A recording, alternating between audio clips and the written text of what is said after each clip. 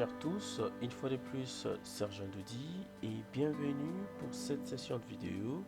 Une vidéo qui se veut une réponse à la préoccupation de notre ami Kamal qui se pose la question comment attribuer une convention de nommage, donc une convention de nomenclature dédiée à vos poutres ou à vos éléments de structure selon vos convenances. Alors sur ce, la proposition de la convention que nous allons ici essayer de renommer ensemble le poutre, où nous aurons poutre, l'axe associé, ainsi que la numérotation. Pour les cas d'espèce, à titre illustratif, nous avons PA1 qui signifie, en réalité, c'est une poutre, c'est cette poutre ici, qui se trouverait à l'axe 1 et nous allons de la droite vers la gauche. Nous devons faire une nomenclature de manière libre. Alors, premièrement, ce que nous allons faire, c'est que sur Revit, il y a cette possibilité, vous allez sur Annotation, je vais venir là, justement je vais spécifier que j'aurai besoin d'une nomenclature ici, je dis aucun. Mais là, par contre, je vais des étiquettes, je peux prendre des étiquettes standards ou étiquettes encadrées standard, c'est pas un problème. Donc je prends encadré pour les cas d'espèce et je vais valider. Je verrai que tous mes éléments auront d'office des étiquettes. Par la suite, qu'est-ce que je fais? Je vais changer les libellés. Je vais venir justement là, modifier les libellés. Je vais prendre les noms du type que je vais remplacer par l'identifiant de l'élément.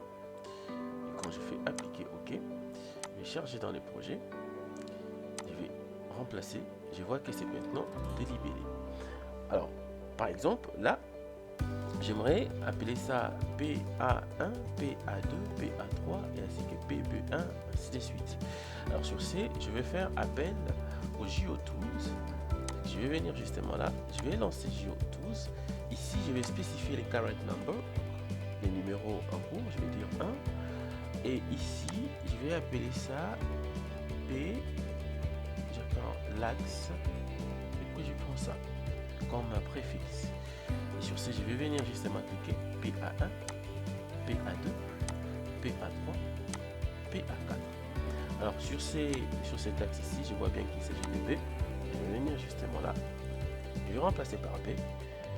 Et j'aurai ça. Oups. Je vais venir ici. Current number. Je vais mettre 1. Je vais venir cliquer là. PA1, PA2, PB3 plutôt, PB4. Je vais faire la même chose. Je reviens pour l'axe C et je reviens ici pour les current number. Je dis PC1, PC2, PC3 et puis PC4. Et pour finir, j'ai là l'axe D. Je vais current number et tout en sachant si vous avez la latitude et spécifier l'élément que vous allez numéroter. Pour notre cas, il s'agit de la numérotation de poutres. Nous avons structural framing, mais vous pouvez aussi rénuméroter d'autres éléments tels que le pièce, room name, ainsi de suite, les portes et autres. Alors là, j'ai fait PC, P2, je fais PD1, PD2, PD3, PD4. Et j'ai également toute cette latitude de faire pour les autres axes. Je prends par exemple là, je vais remplacer pour dire 1, pour dire pour C, au niveau de l'axe 1. Je vais venir justement là, P11, P12 et puis P13. Et j'ai fait la même chose ici. L'axe 2. Je vais faire current number 1. Je fais ceci. Je fais ça. Et je fais ça. Et là également, je vais dire 3. Current number 1. Je fais 1. Et puis 2. Current number 4. Current number 1, plutôt numéro fixe P4, 1, et je fais ceci, et je fais ça. Et pour terminer, je fais ça.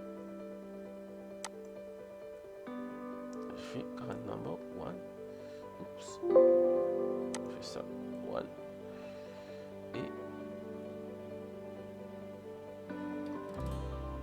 je vais venir justement cliquer sur l'élément et choisir Oh, et ensuite je fais juste annuler pour quitter la commande.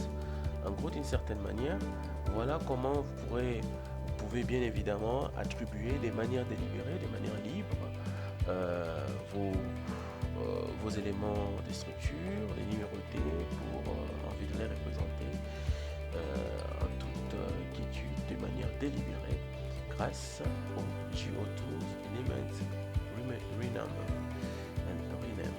Alors, c'était une fois de plus Serge Adoudi. Quant à moi, je vous dis merci et à la prochaine.